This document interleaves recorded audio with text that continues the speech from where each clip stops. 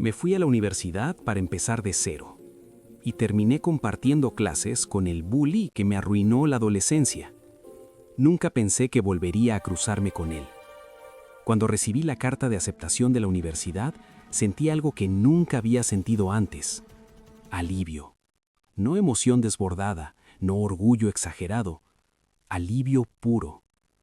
Como si alguien me hubiera dicho: ya no tienes que volver ahí.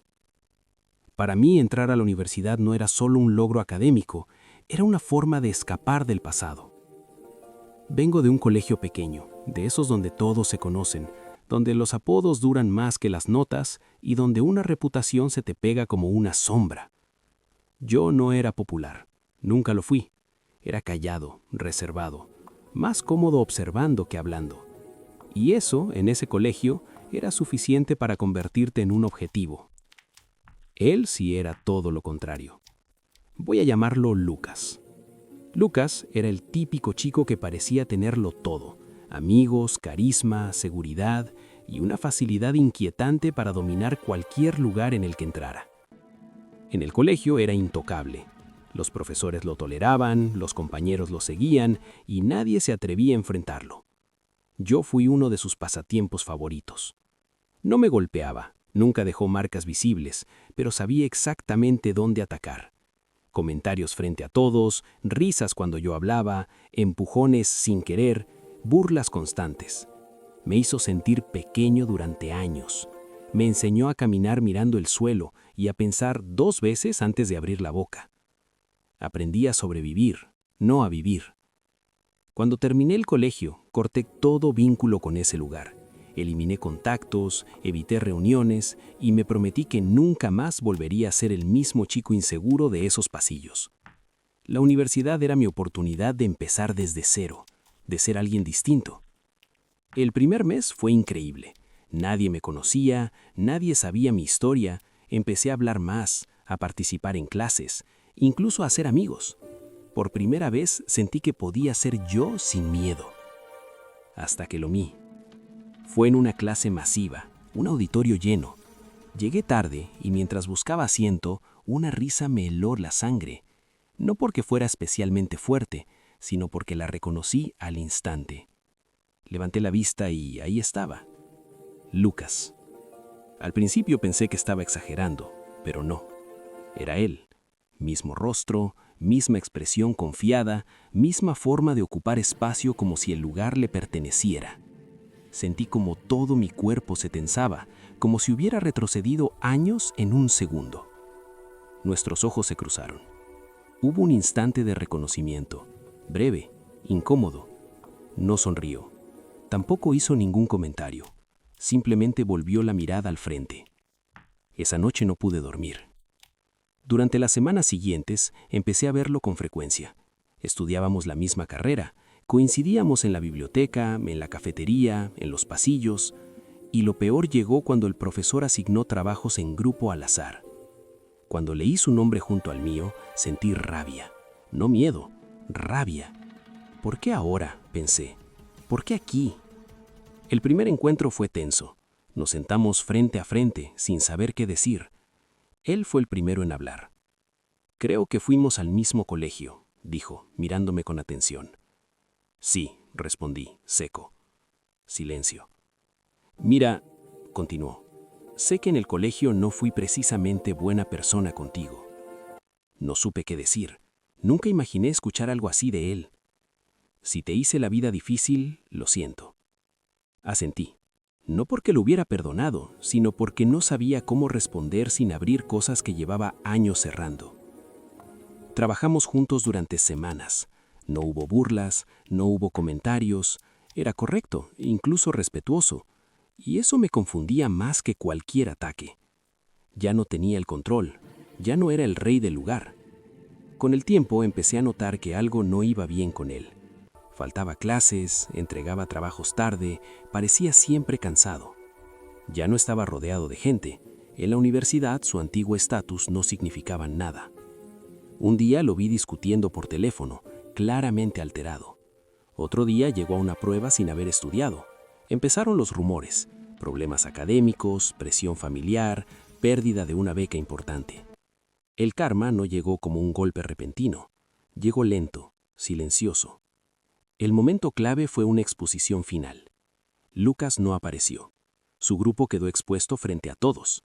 El profesor fue tajante. Sin presentación, no había nota. Vi la frustración en los rostros de sus compañeros. Vi cómo empezaban a hablar mal de él cuando se fue el profesor. Era una escena que conocía demasiado bien. Días después lo encontré solo, sentado en unas escaleras del campus. Dudé, pero me acerqué. ¿Todo bien?, le pregunté. Se rió, pero no con burla, con cansancio. Supongo que esto es lo que se siente quedarse solo. Antes siempre había alguien cubriéndome.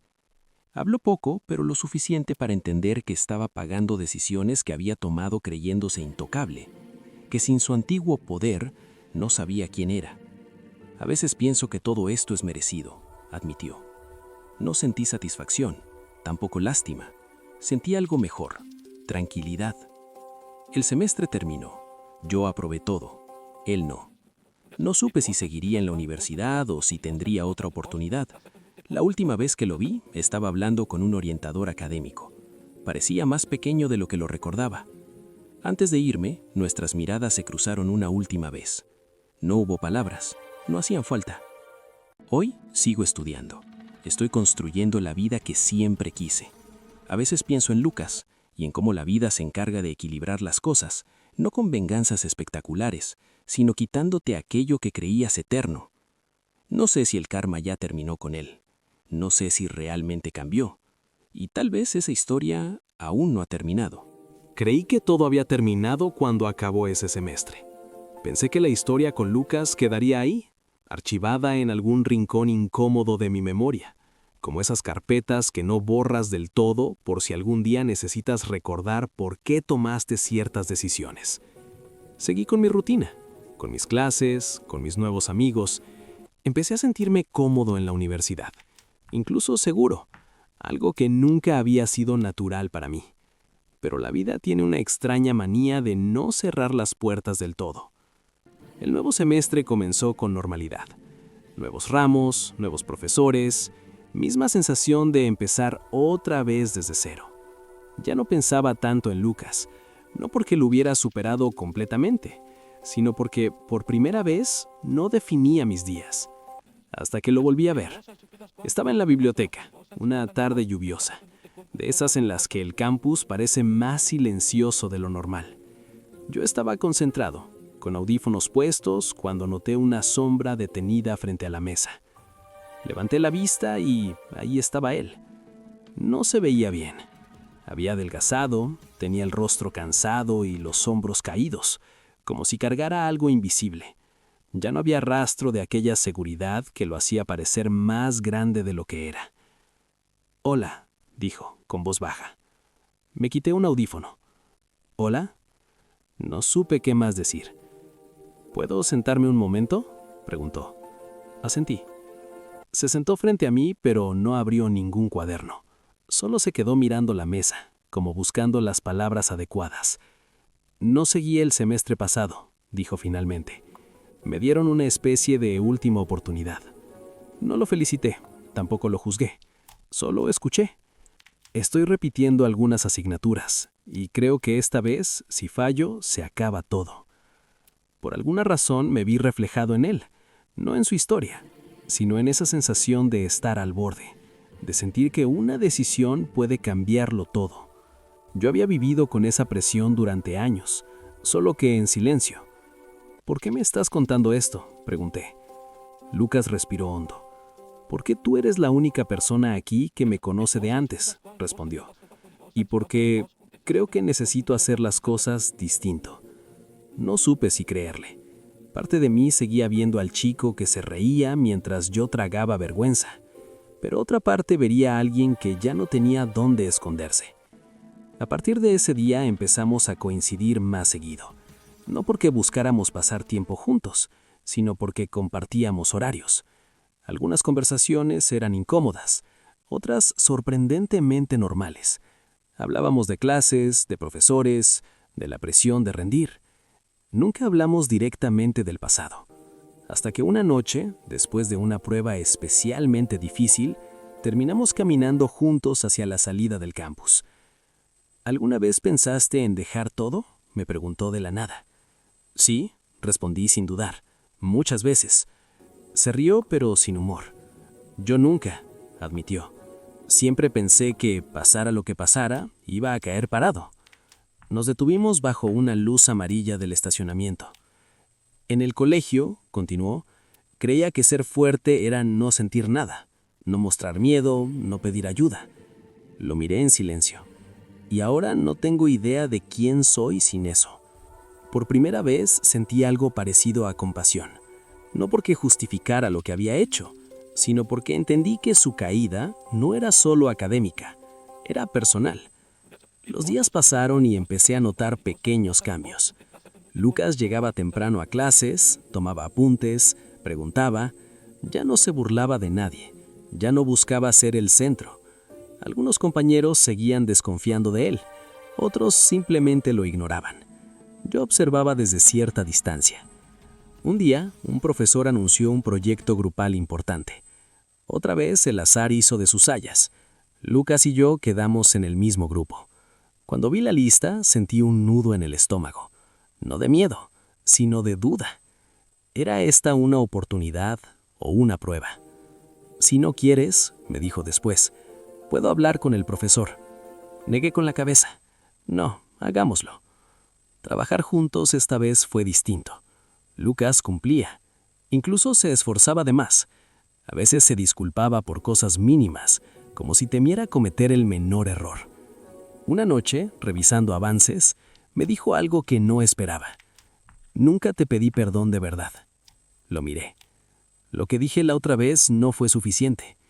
Guardó silencio unos segundos. Te hice sentir menos, y eso no se borra con una frase. No respondí enseguida, no porque no tuviera que decir, sino porque no sabía si estaba listo para soltar lo que llevaba tanto tiempo apretando. No espero que me perdones, solo quería decirlo bien. Ese fue el momento en el que entendí algo importante. El karma no siempre castiga para destruir, a veces castiga para desnudar. El proyecto fue un éxito, buena nota, buen feedback, y cuando salimos del aula, Lucas sonreía, pero no como antes. Era una sonrisa pequeña, contenida, como si no estuviera seguro de merecerla. Las semanas siguientes fueron intensas. Parciales, trabajos, estrés. Lucas parecía mantenerse a flote, pero yo notaba que algo lo inquietaba. Dormía poco, se aislaba, hasta que un día no llegó a una presentación importante. Otra vez. Esta vez, sin embargo, el grupo ya no reaccionó con rabia inmediata. El profesor pidió explicaciones. Yo no supe qué decir. Horas después recibí un mensaje de Lucas. ¿Quieres que hablemos? Nos encontramos en el mismo lugar de la primera vez, las escaleras del campus. No me escapé, dijo antes de que yo preguntara. Me dio un ataque de pánico. Se quedó mirando sus manos. Nunca había sentido algo así. Pensé que me iba a desmayar. No supe qué hacer. No era un terreno que conociera bien, pero tampoco quería repetir patrones. «Pediste ayuda», dije. «Eso ya es distinto». Me miró sorprendido. «¿De verdad lo crees?» Asentí. En el colegio, yo jamás habría podido decir algo así en voz alta. Hubo un silencio largo. «¿Sabes qué es lo peor?», dijo. «Que ahora entiendo exactamente cómo te sentías tú». No respondí. No hacía falta. El semestre avanzó. Lucas logró terminarlo. No con las mejores notas, pero lo suficiente para seguir. Yo seguí con mi camino, cada vez más firme. Ya no éramos enemigos, tampoco amigos. Éramos dos personas unidas por una historia incómoda que ninguno eligió repetir. El último día antes de las vacaciones, Lucas se acercó. «Gracias», me dijo. «¿Por qué?» «Porque no ser como yo fui». Lo vi alejarse, mezclarse entre la gente, sin destacar. Hoy, mientras escribo esto, no sé qué será de él. No sé si caerá otra vez, si se levantará del todo, si realmente cambiará. Tampoco sé si yo lo perdoné completamente. Lo único que sé es que el karma no siempre llega como una venganza perfecta. A veces llega como una oportunidad incómoda, como un espejo. como una pregunta que queda abierta. Y quizá, solo quizá, esta historia aún no ha dicho su última palabra.